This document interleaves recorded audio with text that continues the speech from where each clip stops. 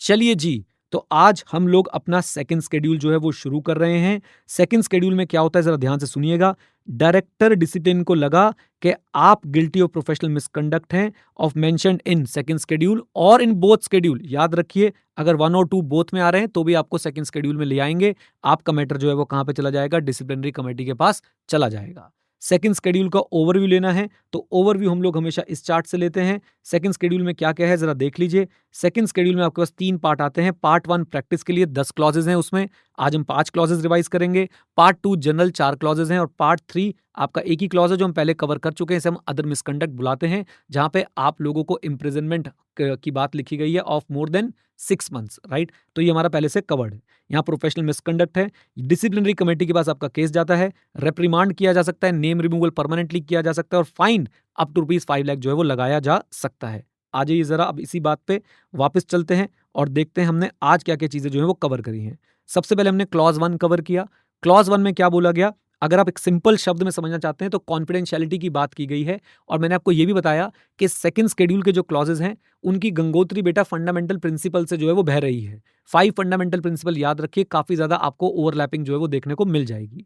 Now पहला fundamental principle जो यहाँ पे आया क्लॉज़ 1 के अंदर वो है कॉन्फिडेंशियलिटी। बोला गया कि अगर आप सीए इन प्रैक्टिस हैं तो आपको गिल्टी ऑफ प्रोफेशनल मिसकंडक्ट मान लिया जाएगा अगर आप डिस्क्लोज़ करते हैं वो इन्फॉर्मेशन जो आपको आपके प्रोफेशनल एंगेजमेंट में मिली है, राइट? जो आपको आपके प्रोफेशनल एंगेजमेंट में मिली है, किसी भी पर्सन को डिस्क्लोज करेंगे without the consent of the client or otherwise then as required by the law for the time being in force, you will be held as guilty of professional misconduct. फिर से बोलता हूं, guilty of professional misconduct मान लिया जाएगा। Keyword disclose करते हैं information जो आपको प्रोफेशनल एंगेजमेंट के दौरान मिली है to any person other than your client without the consent of your client or otherwise then as required by law. इसमें मैं 2 मिनट अगर आपसे लूं, 1 मिनट ही लूंगा, ज्यादा नहीं, तो मैं आपको एक बार कॉन्फिडेंशियलिटी का प्रिंसिपल भी दिखा देता हूं कि कॉन्फिडेंशियलिटी का प्रिंसिपल भी आपका यही बोलता था, फंडामेंटल प्रिंसिपल, कि भैया आपको रिस्पेक्ट करनी है कॉन्फिडेंशियलिटी ऑफ इन्फॉर्मेशन जो आपके पास आई है as a result of professional and employment relationship, right? आपने इन एडवर्टेंट डिस्क्लोजर से बचना है। आपने इंटरनल भी मेंटेन करना है अपनी कॉन्फिडेंशियलिटी को। साथ साथ में आपने प्रोस्पेक्टिव क्लाइंट की भी इंफॉर्मेशन नहीं देनी है और साथ साथ में आपने एक काम और करना है। वो काम क्या है कि आपने जब तक आपको लॉ की रिक्वायरमेंट ना हो, आपके पास प्रॉपर अथॉरिटी ना हो, तब तक डिस्क्लोज नहीं करना है। Personal advantage third party benefit के लिए यूज नहीं करना है। रिलेशनशिप खत्म हो जाए तब भी कॉन्फिडेंशियलिटी मेंटेन करनी है। अपने स्टाफ की भी रिस्पॉन्सिबिलिटी आपने लेनी है कि भैया वो भी कॉन्फिडेंशियलिटी मेंटेन करेंगे। ये प्रिंसिपल मैंने यही रिवाइज करा दिया। इसकी एक्सेप्शन क्या है? Required by law, requirement, specific requirement should be there. If no specific requirement is there, please don't disclose your client's information even to the regulatory authorities in public interest or in nation's interest. Okay? Specific requirement of law should be there. हमने इस पे question भी किया था। अच्छा जी, now एक बात आपने समझनी है कि भाई आपका सेकंड एक्सेप्शन आता है permitted by law and authorised by client और तीसरी एक्सेप्शन आपकी आती है प्रोफेशनल ड्यूटी और राइट टू डिस्क्लोज। तो ये सारी चीजें मैंने यहाँ पे इसलिए रिवाइज करा दी क्योंकि आप नहीं जाएंगे पीछे मुड़ के, इसलिए मैं पीछे मुड़ के चला गया ताकि आप लोग कंपल्सरली रिवाइज कर लें जब हम लोग अपना ये सेकंड शेड्यूल का क्लॉज 1 रिवाइज कर रहे हो। अच्छा, यहीं पे मैं सेकंड शेड्यूल का पार्ट 2 का क्लॉज 2 भी रिवाइज करा देता हूँ और वो क्या है 222 सेकंड शेड्यूल पार्ट 2 क्लॉज 2। ये भी कॉन्फिडेंशियलिटी से बात करता है, मेंबर इन जनरल पे एप्लीकेबल होता है। बेसिकली ये एम्प्लॉयमेंट वाले मेंबर्स को कवर करता है कि अगर आप कहीं पे एम्प्लॉय थे तो आपको भी कॉन्फिडेंशियल इंफॉर्मेशन जो मिली है ड्यूरिंग योर एम्प्लॉयमेंट वो डिस्क्लोज नहीं करनी है। एक्सेप्शन सेम जैसी हमने अभी तक डिस्कस करी है। क्लियर है यहाँ तक clause 1? Come on tell me, जल्दी बोलिए। तो हमने क्या कवर कर लिया? हमने यहाँ पे सेकंड शेड्यूल का पार्ट 1 का क्लॉज 1 और सेकंड शेड्यूल का पार्ट 2 का क्लॉज 2 जो है वो कवर कर लिया। अच्छा जी, आइए नाउ छोटा सा चार्ट भी मैंने बता दिया। आपके पास अगर इन्फॉर्मेशन आई है ड्यूरिंग प्रोफेशनल एंगेजमेंट और एम्प्लॉयमेंट तो आपके ऊपर उसको डिस्क्लोज करेंगे तो सेकंड शेड्यूल लगेगा बस। अगर आप प्रोफेशनल एंगेजमेंट में थे तो पार्ट 1 क्लॉज 1, अगर आप एम्प्लॉयमेंट में थे तो पार्ट 2 क्लॉज 2 में आपको पकड़ लिया जाएगा। अच्छा जी, मिस्टर पारेख वाला क्वेश्चन किया था हमने। हाँ जी, नेशनल इंटरेस्ट में बता रहे हो, क्या चलेगा? नहीं चलेगा। अच्छा, एक क्वेश्चन ने और भी किया था कि भाई आपको वो निकाल रहे हैं और आप लोग भड़ास निकालने के लिए भाई साहब उनके अगेंस्ट कंप्लेंट कर रहे हो, आरओसी में उनके लैप्सेस बता के चलेगा? Answer is no, unless there is specific requirement of law, आपको नहीं डिस्क्लोज करना है। ओके, 143.12 का रेफरेंस याद रहेगा। 143.12 में क्या स्पेसिफिक रिक्वायरमेंट है? Come on, yes, and therefore आप 143.12 के चलते जो है वो क्या कर सकते हो? आप डिस्क्लोजर कर सकते हो। अच्छा जी, now let's come to clause number 2। बहुत ही सिंपल सा क्लॉज क्या बोलता है? देखो भाई, यहां से पढ़ेंगे, आपको इस चार्ट से पढ़ना है इसको। एक सीए इन प्रैक्टिस अगर क्या करता है, सर्टिफाई करता है या सबमिट करता है, ओके, सर्टिफाई करता है और सबमिट करता है अपने नाम में या अपनी फर्म के नाम में एक ऐसी रिपोर्ट को, report of examination on financial statement को, और अगर वो एग्जामिन नहीं है तो गिल्टी। एग्जामिन इनके द्वारा की गई है, him, partner, employ, another C in practice, not guilty. Examine किसी और ने करी है, गिल्टी। इन शॉर्ट, अगर आप रिपोर्ट दे रहे हैं फाइनेंशियल स्टेटमेंट पे और आप उसे सर्टिफाई या सबमिट कर रहे हैं और उसका एग्जामिनेशन आपने, आपके पार्टनर ने, आपके एम्प्लॉय ने, अनदर सी इन प्रैक्टिस ने नहीं किया है, तो आप गिल्टी मान लिए जाएंगे। बेसिक क्या है, विदाउट एग्जामिनेशन रिपोर्ट को, रिपोर्ट ऑन फाइनेंशियल स्टेटमेंट को सबमिट नहीं करना है, राइट। और एग्जामिनेशन भी हो तो किससे हो, आप खुद करें, आपका पार्टनर करें, आपका एम्प्लॉय करें, या अनदर सी इन प्रैक्टिस करें। Is that clear? बोलिए, आ जाइए। Now points to remember, section 26 भी याद रखना है हम लोगों ने। सेक्शन 26 क्या बोलता है, no person other than member of ICS shall sign the document on behalf of a CA और सीए फर्म। और साथ साथ में क्लॉज 12 भी आप लोग कनेक्ट कर लो। क्लॉज 12 में क्या लिखा हुआ था, जरा याद करिए। क्लॉज 12 और पार्ट 1 में क्या लिखा था, ये लिखा था कि भाई बात ऐसी है कि आपने साइन नहीं करवाने हैं किसी और से। कौन साइन कर सकता है आपके और फर्म के बिहाफ पे, आपका कोई पार्टनर है और मेंबर ऑफ इंस्टीट्यूट होना जरूरी है, राइट। तो CA in practice allows a person other than member plus COP plus partner, तो गिल्टी मान लिया जाएगा। यानी member plus COP plus partner है तो आपके और आपके फर्म के बिहाफ पे वो साइन जो है वो कर सकता है। अच्छा जी, क्या एक चार्टर्ड अकाउंटेंट दूसरे सीएस पे रिलाई कर सकता है? यस, 299, 600। 299 में तो हमने पढ़ा था भाई आपको वेरीफाई भी काम करने की उसकी जरूरत नहीं है। 600 जब हम लोग पढ़ेंगे मैं आपको बता दूंगा कि क्या क्या प्रोसीजर्स प्रिंसिपल ऑडिटर लगाता है to check the adequacy of the work of the another auditor. Another auditor यहाँ पे होता है ब्रांच का, जॉइंट वेंचर का, सब्सिडी का ऑडिटर, जिसकी भी फाइनेंशियल इन्फॉर्मेशन मेरे द्वारा ऑडिट करने वाली ऑडिट होने वाली एंटिटी की फाइनेंशियल इन्फॉर्मेशन में इंक्लूड होनी है, वो सारी की सारी एंटिटीज मेरे लिए बन जाती हैं क्या, वो बन जाती है कॉम्पोनेंट और उनका ऑडिटर बन जाता है अनदर ऑडिटर। चलिए, क्लॉज 3 वेरी सिंपल। यहां पे क्या आ रहा है, आपका पीएफआई। पीएफआई समझते हैं, प्रोस्पेक्टिव फाइनेंशियल इन्फॉर्मेशन। आप एक चार्टर्ड अकाउंटेंट इन प्रैक्टिस हैं, आपने अपने नाम को यूज नहीं होने देना, अपनी फर्म के नाम को यूज नहीं होने देना है in connection with an estimate of earnings. Estimate of earning which is contingent upon future transaction. Please don't let your name or your firm's name to be used in connection with estimate of earning which is contingent, यानी कि जो based है upon the future transaction. In a manner याद रखिएगा, ऐसे use मत होने देना जिससे ये बिलीव हो जाए that you are vouching for the accuracy of the forecast. In short, एक सीए इन प्रैक्टिस, बहुत सिंपल भाषा में, एक सीए इन प्रैक्टिस वाउच नहीं कर सकता for the accuracy of the forecast. Detail हमारी पढ़ेंगे हम लोग SAE 3400 के अंदर, बिल्कुल मत घबराइए। वहां पे ये क्लॉज भी आप लोगों को मैं कनेक्ट करा के पढ़ा दूंगा कि भाई देखो क्लॉज 3 पार्ट 1 सेकंड शेड्यूल में आपको मना किया गया था। अब जरा ध्यान से देखिएगा, कुछ कुछ चीजें बता रहा हूं। ये तो क्लियर हो गया, सी इन प्रैक्टिस वाउच नहीं कर सकता एक्यूरेसी ऑफ फोरकास्ट। अच्छा जी, points to be noted, SAE 3400 examination of PFI हम लोग डिटेल में पढ़ने वाले हैं, तो घबराइए मत। इन एनी केस बार बार यही रिपीट होता रहेगा, a C in practice shall not vouch for the accuracy of the forecast. अगर आपको अपॉइंट किया गया है प्रोस्पेक्टिव फाइनेंशियल इन्फॉर्मेशन पे एश्योरेंस देने के लिए, दो बातें समझ लीजिए, एक तो वो नेगेटिवली वर्डेड होती है और रीजनेबल नहीं होती है, मॉडरेट लेवल ऑफ एश्योरेंस होती है। अच्छा, और उसमें आप लोग करते क्या हैं, उसमें आप लोग क्या करते हैं, उसमें आप लोग एविडेंस इकट्ठा करेंगे सोर्सेज को लेके, बेसिस ऑफ फोरकास्ट को लेके, अजम्पशंस को लेके, and you have to give a clear statement that you are not vouching, हाँ जी, you are not vouching for the accuracy of the forecast.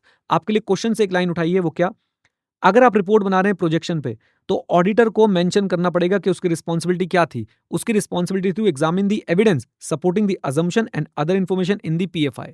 उसकी रिस्पॉन्सिबिलिटी में क्या नहीं था, यह भी मेंशन करना पड़ेगा कि उसकी रिस्पॉन्सिबिलिटी में नहीं था to the verification of the accuracy of the projection, and therefore he does not vouch for the accuracy of the same.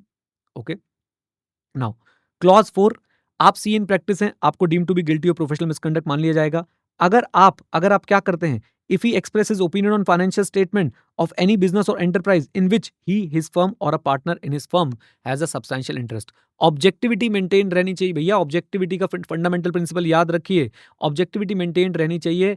आपकी जजमेंट जो है वो इन्फ्लुएंस नहीं होनी चाहिए बायसनेस से, कॉन्फ्लिक्ट ऑफ इंटरेस्ट से, अनड्यू इन्फ्लुएंस से, राइट। तो कोई भी ऐसी ऑडिट असाइनमेंट आपने नहीं लेना है, आपने किसी भी फाइनेंशियल स्टेटमेंट पे ओपिनियन एक्सप्रेस नहीं करना है किसी भी ऐसे बिजनेस और एंटरप्राइज के जिसमें आपका, आपकी फर्म का, आपके पार्टनर का क्या है, सब्सटैंशियल इंटरेस्ट है। Point two be noted, independence. Auditor के ओपिनियन को अगर इज्जत चाहिए, कॉन्फिडेंस चाहिए, तो भाई साहब it must be free from any interest जो उनके इंडिपेंडेंस पे इंपैक्ट डालता है। इंडिपेंडेंस एक फंडामेंटल कॉन्सेप्ट है। इंडिपेंडेंस एक फंडामेंटल कॉन्सेप्ट है for the purpose of expression of opinion on the financial statement in any form and therefore must always be maintained. अच्छा जी, now points to be kept for maintaining independence. Simple सी बात, आपने कोई भी financial statement audit नहीं करने ऐसे बिजनेस के जहां पे आप ओनर हैं या पार्टनर हैं। साथ साथ में आपने ऐसे भी एंटिटी के फाइनेंशियल स्टेटमेंट ऑडिट नहीं करने हैं जहां पे पार्टनर या आपके रिलेटिव का सब्सटेंशियल इंटरेस्ट है। आप ओनर या पार्टनर हैं तो बात ही नहीं कर सकते। पार्टनर और रिलेटिव है तो भी आप उससे दूर रहिए अगर उनका सब्सटेंशियल इंटरेस्ट है। Important point, very important point, exam में क्वेश्चन भी आया हुआ है। अगर आप किसी कंपनी के डायरेक्टर थे और आपने वो कंपनी को छोड़ा या आपका टेन्योर कंप्लीट हो गया, तो आप उस कंपनी के ऑडिटर नहीं बन सकते। कितने समय के लिए? 2 years from the date of the completion of his tenure as a director. 2 years from the date of his completion of his tenure as a director.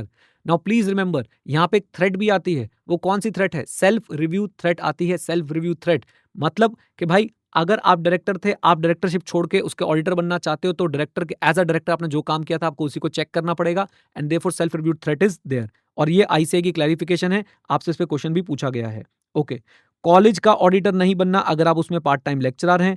Trust का ऑडिटर नहीं बनना अगर आप उसमें ट्रस्टी या एम्प्लॉय हैं। स्टैट्यूटरी ऑडिटर जो है वो इंटरनल ऑडिटर नहीं हो सकता। इंटरनल ऑडिटर जो है वो टैक्स ऑडिटर नहीं हो सकता। लेकिन क्या स्टैट्यूटरी ऑडिटर टैक्स ऑडिटर हो सकता है? आंसर इज यस, बिल्कुल हो सकता है। अच्छा, आपने ऐसी किसी कंसर्न के फाइनेंशियल स्टेटमेंट पे साइन नहीं करने जिसमें आप एम्प्लॉय हैं।